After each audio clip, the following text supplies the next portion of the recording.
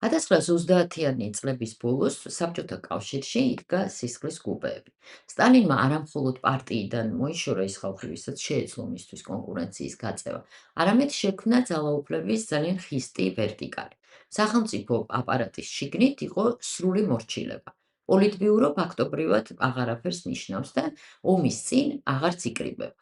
ლაპარაკი იყო, რომ არსებობდა რაღაც არაფორმალური ხუთეული: სტალინი, მოლოტოვი, ვოროშილოვი, მიქოიანი, კაგანოვიჩი, მაგრამ სტალინი ამ დღესაც ძალიან ყურადღებით და ეჭვით აკვირდებოდა და ის არის უკვე აბსოლუტური დიქტატორი, რომლის ძალაუფლებაც დგას ტერორზე, საიდუმლო პოლიციაზე, NKVD-ზე. ეს იქნება მისი ერთ-ერთი შეცდომა, რომელიც ომის დასაწყისში გამოჩნდება.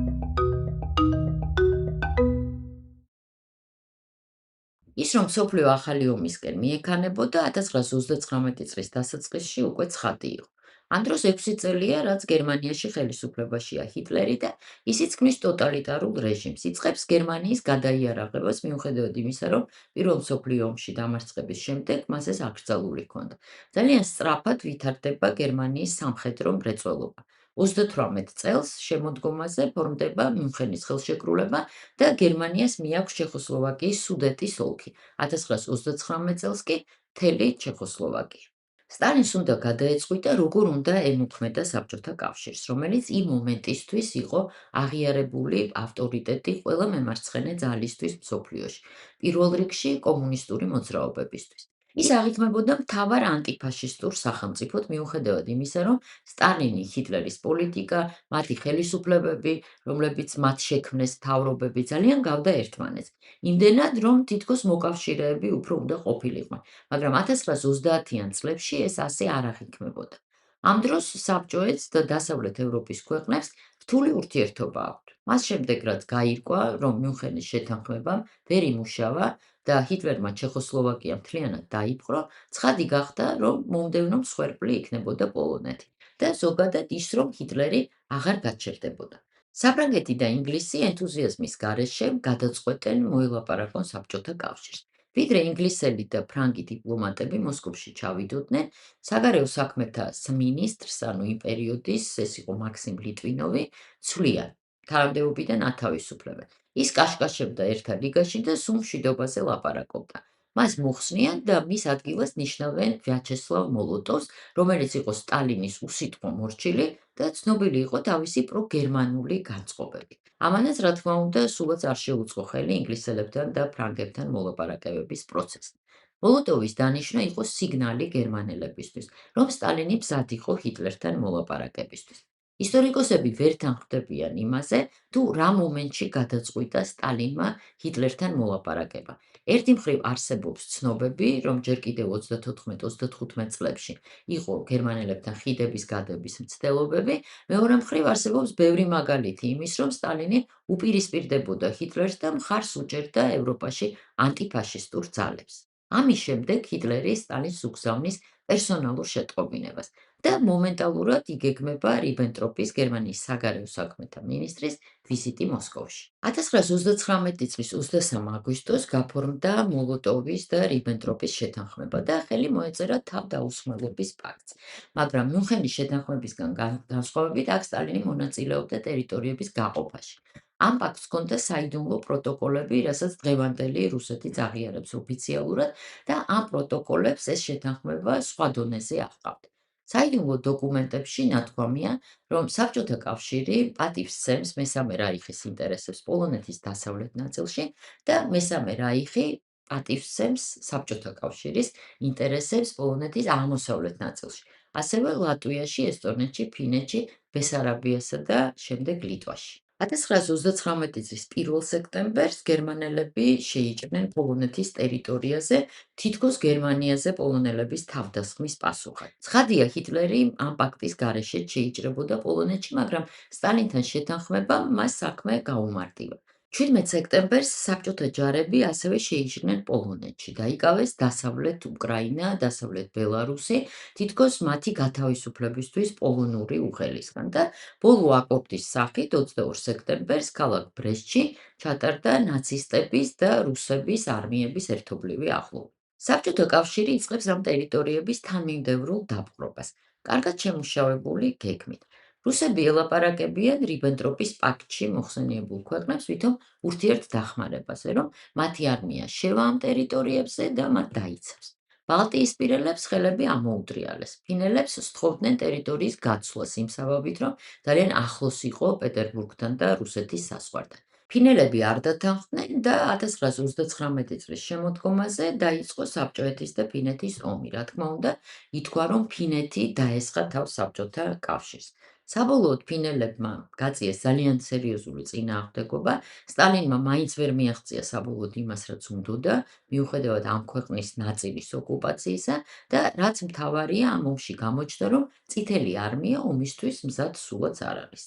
შემდეგ ფინეთი იძულებული ხდება გერმანიასთან გააფორმოს შეთანხმება და რომ არა ეს ომი რუსებთან ფინეთი დიდი ალბათობით დარჩებოდა ნეიტრალური, რაც შემდეგ ამდენად არ დაამძიმებდა ლენინგრადის ბედს.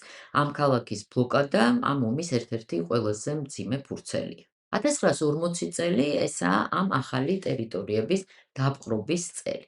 ამ ტერიტორიების გასაბჭოების ფარგლებში მომენტალურად იწყება დეპორტაციები.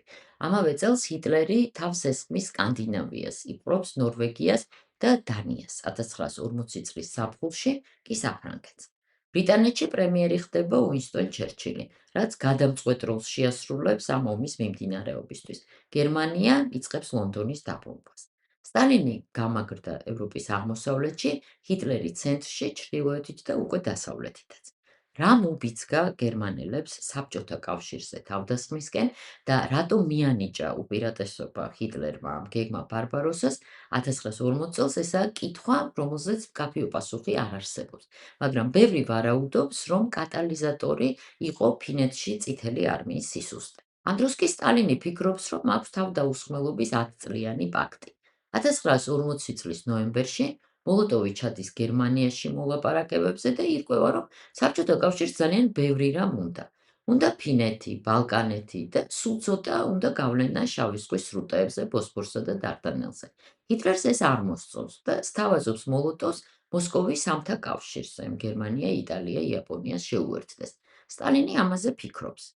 შემდეგ ის ითხოვს გერმანიისგან თანხმობას დაიცრას სამხრეთით ირანის და თურქეთის გავლით, იაპონიამ უარი თქვას კონცესიაზე ჩრდილოეთ სახალინში კომპენსაციის სანაცვლოდ, მოკლედ ითხოვს ისეთ ტერიტორიებს, რომლებსაც მანამდე რუსეთის იმპერიას ჰქონდა პრეტენზია.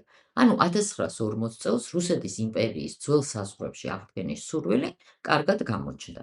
ჰიტლერმა ამ მოთხოვნებს არც უპასუხა. ამასობაში ამ სამთა კავშირს უერთდება უნგრეთი, ბულგარეთი, რუმინეთი. 1941 წელს კამპანია იწყება ბალკანეთის დაპყრობით, იუგოსლავიის და საბერძნეთის.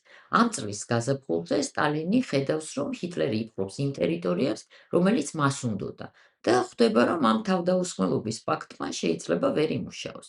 რას აპირებდა სტალინი 1941 წლის ზაფხულში? ერთი ვერსიით საბჭოთა კავშირი თავისთვის ცხოვრობდა და მოულოდნელად გერმანია თავს დაესხა. სტალინს ატყობინებენ ამ ამბავს, მაგრამ მას უჭირს დაჯერება, რაღაც დოზით, როგორც ჩანს, ის ედობოდა ჰიტლერს და ვერ წარმოედგინა, რომ რაიმე მისი სურვილის წინააღმდეგ წარიმართებოდა. 1941 წლის 5 მაისს და ომი ივნისში იწყება, სტალინი წარმოთქვამს სიტყვას კრემლში მიღებაზე და ამბობს, რომ დროა თავდაცვიდან შეტევაზე გადავიდეთო. ამიტომ კიდევ ერთი ვერსიით, თითქოს თავად აპირებდა თავდასხმას და ჰიტლერმა დაასწრო. 22 ივნის გერმანია თავს დაესხმება საბჭოთა კავშირს, უამრავი მოგონება ადასტურებს იმას, რომ სტალინი იყო შოკირებული ამ თავდასხმით და თავიდანვე თქვა, რომ ეს პროვოკაციაა და იკითხა, იცის თუ არა ეს ჰიტლერმაო. იმდენად არ სჯეროდა. ვერ ხვდება რა გააკეთოს. სამი მხრიდან არის შეტევა მოსკოვზე, კიევზე და ლენინგრადზე. მოლოტოვი მიდის გერმანიის ელჩთან, შულენბურგთან სალაპარაკოდ, ცხადია უშედეგოდ. სტალინის განწყობას ასახავს ისიც, რომ ხალხისადმი მიმართვაზე უარს ამბობს და ამას აკეთებს მოლოტოვი. სტალინი მხოლოდ 3 ივლისს მიმართავს ხალხს. თავდასხმის დღეს რუზველტი და ჩერჩილი მხარდაჭერას უცხადებენ საბჭოთა კავშირს. სტალინი მაინც ცდილობს ჰიტლერთან ხიდების გაბმას და ომის შეწყვეტის სანაცვლოდ სთავაზობს მას უკვე დაპყრობილი ტერიტორიების ნაწილს, ბულგარელი დიპლომატის საშუალებით. ეს მცდელობა ჩავარდა 29 ივნისს სტალინი არ ისლამის ნახევრად შეურაცხყოფ მდგომარეობაში წარმოუდგენელია, მაგრამ მომავალში ომის მარშალი გიორგი ჟუკოვი პირის და მოლოტოვი მას აწყნარებს, სტალინი მიდის აგარაკზე, კუნცევოში და ქრება. არავინ იცის რა აკეთოს. ანასტას მიქოიანის მოგონებებიდან ცნობილია, რომ 30 ივნისს მათ შექმნეს რაღაც თავდაცვის კომიტეტი და ამ წინადადებით მივიდნენ სტალინთან. შემდეგ მიქოიანი იხსენებს, როგორ შევიდნენ ოთახში, სადაც ის თავდახრილი იჯდა, ამოიხედა და იკითხა, რატომ მოხვედით. ამათ ამ ახსნაში ნელ-ნელა გამოჰყავთ ის მდგომარეობიდან. 30 ივნისს მოლოტოვი ამბობდა, სტალინი ცუდ მდგომარეობაშია, ფრუსტრაციაშია, ინიციატივა დაკარგული აქვს. ამ მოგონებების გარდა ისტორიკოსებს მიაჩნიათ, რომ სტალინი ელოდებოდა, რომ დაიჭერდნენ, მაგრამ ასე არ მოხდა. ის ნელ-ნელა გამოიყვანეს მდგომარეობიდან და 3 ივლისს მიმართავს მოსახლეობას, ეს იყო პირდაპირ ეთერი და ისმოდა, როგორ ხმაურობდა ჭიქა. მთელი ზაფხულის განმავლობაში ჰიტლერი წარმატებით მიიწევს წინ ყველა მიმართულებით, მაგრამ უშვებს ერთ საბედისწერო შეცდომას. სმოლენსკიდან მისული გერმანელები ფიქრობენ, რომ მოსკოვის აღებას დიდი ძალისხმევა აღარ სჭირდება და არმიის ნაწილს გადაისვრიან სამხრეთის მიმართულებაზე, რომელიც ჰიტლერს ყველაზე მეტად აინტერესებდა. ლაპარაკია უკრაინის რესურსებზე და შემდეგ კავკასიაზე. უამრავი დიპლომატიური ჩანაწერიდან ჩანს, რომ ბრიტანეთი და ამერიკა ფიქრობდნენ, რომ სტალინისთვის მხარი აუცილებლად უნდა დაეჭირათ, მაგრამ ის დიდხანს გერმანელების ამ წნეხს ვერ გაუძლებდა. ყველას აინტერესებს, როგორ დაემართა ეს კატასტროფა სახელმწიფოს, რომელიც თითქოს 10 წლის განმავლობაში ემზადებოდა ომისთვის. ყველაზე გავრცელებული ვერსია არის ის, რომ ის იყო ცუდად მომზადებული.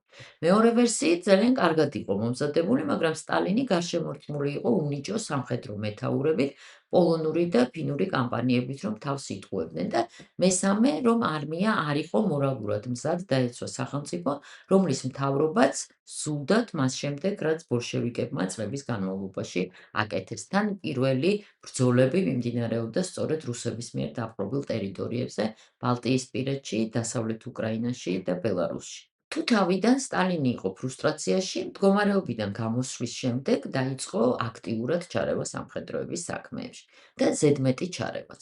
ის ხდება მთავარსარდალი და განსაკუთრებით პირველი 2 წელი ყველაფერში ერევა. მაგალითად, უგრძალავს მათ ტაქტიკურად გამართლებულ უკან დახევას. ამის გამო უამრავი სამხედრო ექცეოდა ალყაში. ამან გამოიწვია 51 წელს კიევთან სამხრეთ-დასავლეთ ფრონტის კატასტროფა. კიევის ჩაბარება მაინც მოუხდათ, მაგრამ უამრავი ადამიანის სიცოცხლის ხარჯზე. ლენინგრადის ბლოკადა ძირითადად იყო ფინეთის ომის ბრალი. სტალინი ქმნის სამხედრო კომისარიატებს და პროცესს აკონტროლებს იმით, რომ სამხედრო მეთაურებს ამტკიცებენ პარტიული კადრები. ივნისიდან ოქტომბრამდე ოფიციალური მონაცემებით ხვდენ 10,000-ზე მეტ ადამიანს.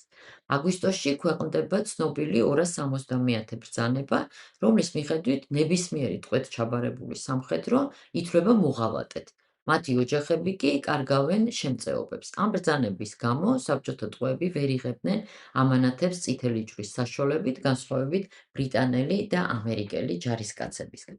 გათავისუფლების შემდეგ კი ტყვედ ჩავარდნილებს დიდ ნაწილს ამ ტყვეებისას საბჭოთა ვანაკებში ასახლებენ. 1941 წლის შემოდგომაზე უკვე შექმნილია NKVD-ს რაზმები, რომლებიც დგანან სამხედროების უკან და ხვდენ ყველას, ვინც უკან დაიხევს. ამ ზომებმა სიტუაციას ვერ უშველა. ეს ჩანს 1942 წლის მაგალითზე, მარცხით მოსკოვთან, ყირიმის და ხარკოვის მაგალითით. 1942 წლის ივლისში გამოდის ბრძანება არც ერთი ნაბიჯი უკან და ბრძანების გარეშე უკან დახევა ყველა სამხედროსთვის ნიშნავს პირდაპირ დახვრეტას. მიუხედავად ამისა, ამ ბრძანებისა, გერმანელები სტალინგრადს უახლოვდებიან. რა უშველა სიტუაციას? ჯერ ერთი ამუშავდა წარმოება. 1941 წლიდან მოქმედებდა ლენდლიზი, ამერიკელების დახმარება მოკავშირეებისთვის. საბჭოთა კავშირმა ამ ლენდლიზის ფარგლებში 11 მილიარდის სამხედრო და სხვა დახმარება მიიღო. 1953 წელს თეირანში ჩერჩილის დაბადების დღის წვეულებაზე თავად სტალინმა თქვა სათხებრძელოში, რომ ამ დახმარების გარეშე დავმარცხდებოდით. მეთაურებმა გამოცდილება მიიღეს. პროფესიონალი სამხედროების ფენა რეპრესიების დროს სტალინმა გაანადგურა. გაუქმდა სამხედრო კომისრების ინსტიტუტი და ბელადმა დაიწყო სამხედროების მოსმენა.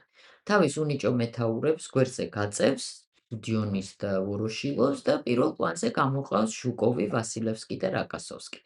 სტალინგრადთან ბრძოლა უკვე სამხედროების დაგეგმილია. იცვლება ომის ხასიათიც. 1953 წლის შემდეგ, როდესაც დაიწყო გამარჯვებები, სტალინი მოკავშირეებს უკვე ეჭიმება. თეირანში მას და ჩერჩილს შორის დაპირისპირება. ფორმალურად დავა იყო იმაზე, თუ სად გადასხდებოდნენ ამერიკელების და ბრიტანელების ჯარები, სინამდვილეში კი ამით წყდებოდა ის, თუ ვინ გააკონტროლებდა ევროპას. ამის შესახებ მე გიამბეთ ვიდეოში სადესანტო ოპერაციების შესახებ. ჩერჩილის შეთავაზება იყო ბალკანეთი, სტალინის თავაზობდა ნორმანდია, საიდანაც პირდაპირი გზა იყო გერმანიისკენ. რუზველტმა სტალინს დაუჭირა მხარი და შემდეგ თავის შვილს უთხრა, რომ ჩემმა სამხედროებმა ასე მირჩიეს, ასე ნაკლები ამერიკელი დაიღუპება. ცენტრალური და სამხრეთ ევროპა წითელმა არმიამ გაათავისუფლა, მაგრამ შემდეგ იქ დამყარდა საბჭოთა ხელისუფლება, როგორც 1940 წელს სტალინმა გასცა ბრძანება პოლონელი ოფიცრების დახვრეტაზე კატინში, ზუსტად ასე 1954 წელს მან ბრძანა გაეჩერებინათ ჯარები და არ დახმარებოდნენ ვარშავის აჯანყებას. მოკავშირეებს კი წითელი არმიის აეროდრომების გამოყენების საშუალებაც არ მისცა ვარშაველების დასახმარებლად. ომის ბოლოს სტალინი ძველ ფორმას დაუბრუნდა და სამხედროები ვეღარაფერს უბედავენ. 1953-54 წლებში ისევ საშინელი რეპრესიებია, დაიწყო მთელი ერების დეპორტაცია, კალმიკელების, ჩეჩნების, ყირიმელი თათრების. თითქოს ყველა ეს ერი იყო ფაშისტების მხარეს, არადა მაგალითად ჩეჩნეთის ტერიტორიაზე გერმანელი ჯარისკაცი საერთოდ არ ყოფილა. ომის ბოლოს იწყება იმპერიის სურათ ხატების აღდგენა. არმიაში ჩნდება სამკლაურები. სამოქალაქო ომიდან 1953 წლამდე წითელ არმიაში არანაირ სამკლაურებზე ლაპარაკი არ იყო. აბრუნებენ ძველ სამხედრო წოდებებს. ეს არის 1930-იანი წლების ტენდენციის გაგრძელება, როდესაც აბრუნებენ ისტორიულ ფიგურებს საბჭოთა რეალობაში. პეტრე პირველს, ივანე ბრისხანეს. სტალინის ოთახში ჩნდება 1812 წლის გმირების სუვოროვის და კუტუზოვის პორტრეტები.